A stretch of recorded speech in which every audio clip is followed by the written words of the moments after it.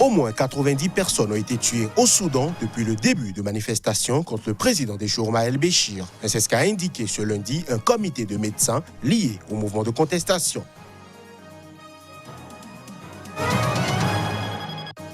L'opposant congolais Moïse Katumbi a annoncé son retour en République démocratique du Congo le 20 mai prochain. Cela fera à cette date 3 ans exactement que l'opposant a dû quitter son pays.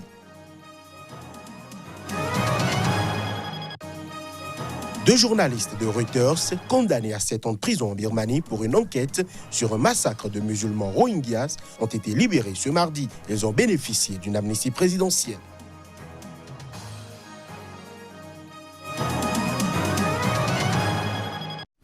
Voilà pour le sommaire. Bienvenue à chacun, bienvenue à tous. Au moins 90 personnes ont été tuées au Soudan depuis le début, le 19 décembre, de manifestations contre le régime du président déchu. Omar el-Béchir, c'est ce qu'a indiqué ce lundi un comité de médecins lié au mouvement de contestation. Le bilan fourni à ce jour par les autorités est bien en deçà. Les précisions. Ce bilan dépasse celui publié par les autorités qui ne font état que de 65 morts à ce jour. Le comité de médecins, membre de l'Alliance pour la liberté et le changement ALC, fer de lance de la contestation, précise dans un communiqué que le premier décès a été enregistré le 20 décembre au cours d'un défilé dans la ville d'Atbara, dans le centre. C'est dans cette ville qu'ont eu lieu les premiers rassemblements contre la décision du gouvernement de tripler le prix du pain le 19 décembre. Cette association de médecins affirme avoir depuis documenté 90 cas de martyrs tués par les forces de sécurité du régime. Le dernier cas recensé est celui d'un manifestant mort dimanche des suites de blessures subies la veille lors d'affrontements avec des soldats et des forces paramilitaires à Niala, la capitale de l'État du Darfour Sud dans l'ouest du Soudan. Le comité dit avoir établi la liste de 90 morts à partir de sources fiables et en dépit des restrictions imposées par les forces de sécurité et les vestiges du régime qui rendent difficile l'obtention des certificats de décès. Omar el-Béchir a été évincé par l'armée le 11 avril après près de 4 mois d'un mouvement de contestation inédit. Le 6 avril, des milliers de manifestants avaient commencé à camper devant le QG de l'armée à Khartoum pour demander aux militaires de soutenir la contestation. Un conseil militaire de transition a pris le pouvoir, mais le sit-in se poursuit, les manifestants demandant désormais à l'armée de transférer le pouvoir à une administration civile. Pour la première fois depuis la présidentielle du 30 décembre, l'opposant congolais Moïse Katumbi sort de son silence. Le coordonnateur de la plateforme d'opposition Lamuka annonce qu'après 3 ans d'exil, il rentrera par avion à Lubumbashi le 20 mai prochain. Les précisions. En exil forcé depuis près de 3 ans hors de la République démocratique du Congo, l'ancien gouverneur du Katanga a annoncé son intention de rentrer dans son pays le 20 mai prochain. Dans un entretien sur des médias français, Moïse Katumbi a justifié son retour par son désir de retrouver sa famille qui a été maltraitée durant son absence. Je veux faire le tour du Congo, je veux faire le safari, je voudrais aller remercier la population congolaise qui m'a soutenu pendant le malheur provoqué par M. Kabila, a-t-il par ailleurs ajouté, affirmant avoir l'intention de rentrer directement par avion et non par la route via la Zambie, comme il avait tenté de le faire en août dernier. Le coordonnateur de la coalition Lamuka, qui a soutenu la candidature de Martin Fayulu à la présidentielle, a par ailleurs salué le bilan de Félix Tshisekedi, qui célébrait dimanche ses 100 jours à la tête de la RDC. Pour mémoire, Moïse Katumbi avait quitté la République démocratique du Congo le 20 mai 2016 pour se faire soigner à l'étranger. Accusé d'usurpation d'identité par le pouvoir de Joseph Kabila, il lui était interdit d'obtenir un passeport valide pour revenir dans son pays. Des accusations que rejette l'ancien gouverneur de Katanga, Moïse Katumbi, qui affirme qu'elles étaient motivées par des considérations politiques. Mais suite à la prise de fonction du président Félix Tshisekedi, son passeport congolais lui a été délivré et sa condamnation annulée. En Guinée, les élections législatives se tiendront en novembre prochain. L'annonce a été faite par la Commission électorale nationale indépendante, une annonce qui intervient alors que le mandat des députés a expiré depuis le 19 janvier dernier. Pourtant, le timing s'annonce très serré pour la CENI. Vous en saurez plus à travers cet élément.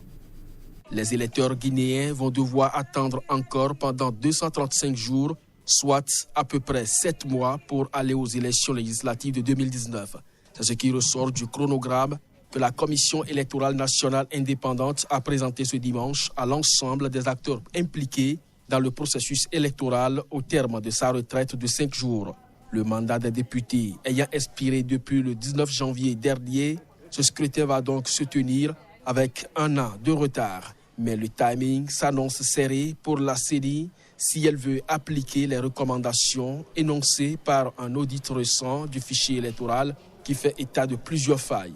Maître Salif Kébé, président de la CENI, assure par exemple que des mesures seront prises pour éliminer les quelques 25% d'électeurs fictifs que comprend le fichier. La CENI affirme avoir identifié un logiciel utile pour mener cette refonte du fichier électoral. Mais l'appel d'offres n'a pas encore été lancé. Dans l'opposition, on souhaiterait être associé au processus électoral. Autre inconnu, le coût de ce scrutin. Selon Maître Salif Kébé, la CENI n'a à ce stade pas encore établi de manière concrète le budget nécessaire à l'organisation de ces élections. Le chef du gouvernement libyen d'Union nationale GNA, Fayez Al-Sarraj, entame ce mardi une tournée des principales capitales européennes.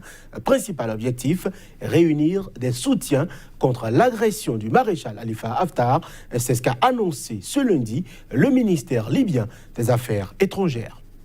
Le premier ministre du gouvernement libyen d'Union nationale, reconnu par la communauté internationale, rencontrera successivement le chef du gouvernement italien Giuseppe Conte ce mardi matin, la chancelière allemande Angela Merkel à Berlin dans la soirée, puis le président français Emmanuel Macron mercredi à Paris.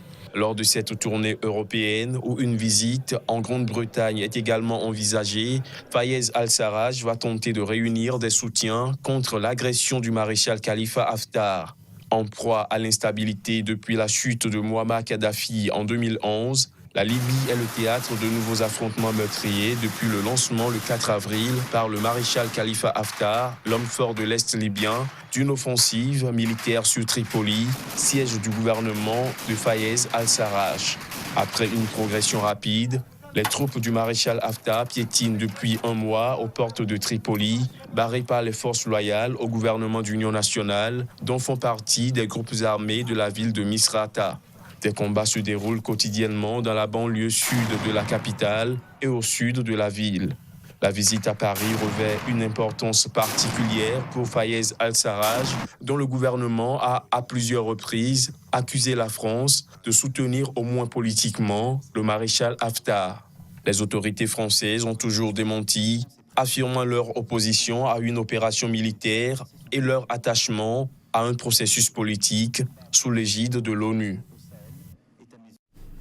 Au Niger, c'est un drame qui vient de frapper la capitale. Une citerne d'essence a explosé dans la nuit de dimanche 5 au lundi 6 mai 2019, faisant des dizaines de victimes. Le point avec notre correspondant au Niger, Abdelkarim Mahamadou.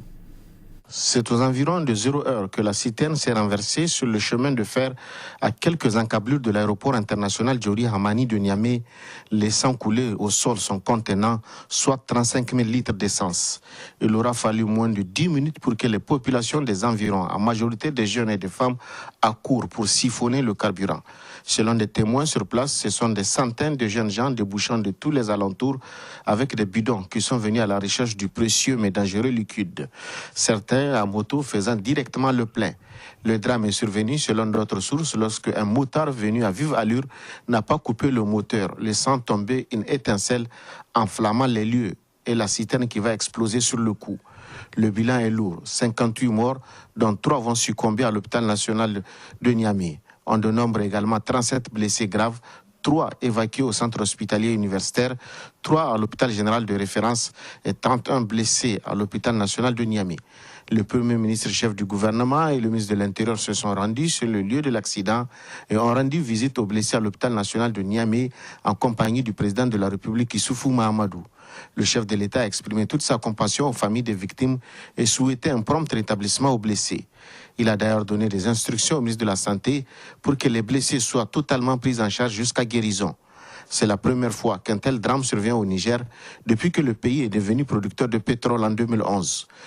Il faut noter que le bilan aurait pu être plus lourd, n'eût été la promptitude des sapeurs-pompiers de la SECNA qui sont arrivés les premiers sur les lieux, suivis de ceux du groupement. Ils ont pu circonscrire l'incendie avant qu'il n'atteigne la station-service située juste à quelques mètres de l'incident. Il y a cependant eu d'importants dégâts matériels, 2 camions calcinés ainsi que plusieurs motos. Dans la journée, le président Issoufou Mahamadou a reçu plusieurs messages de condoléances émanant de ses pairs présidents de la sous-région. Je l'annonçais en titre, des journalistes de Reuters condamnés à 7 ans de prison en Birmanie pour avoir enquêté sur un massacre de musulmans rohingyas ont été libérés ce mardi. Ils ont bénéficié d'une amnistie présidentielle.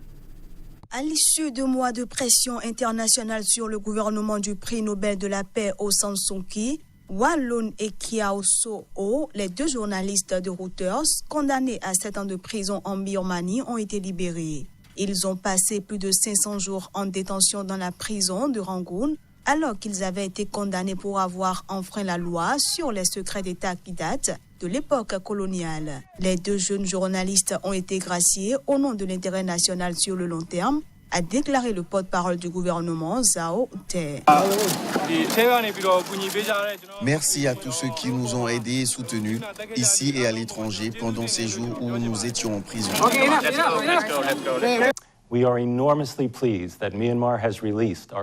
Nous sommes extrêmement heureux que la Birmanie ait relâché nos courageux reporters Wallon et Kyaw Soe Oh.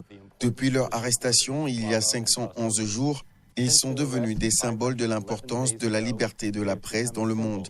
Nous apprécions leur retour. L'enquête des 2 journalistes leur a valu le prix Pulitzer, plus haute récompense du journalisme aux États-Unis.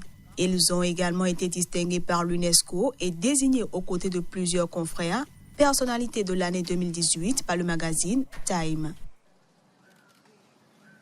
Et voilà qui met terme à cette édition. Merci d'avoir suivi.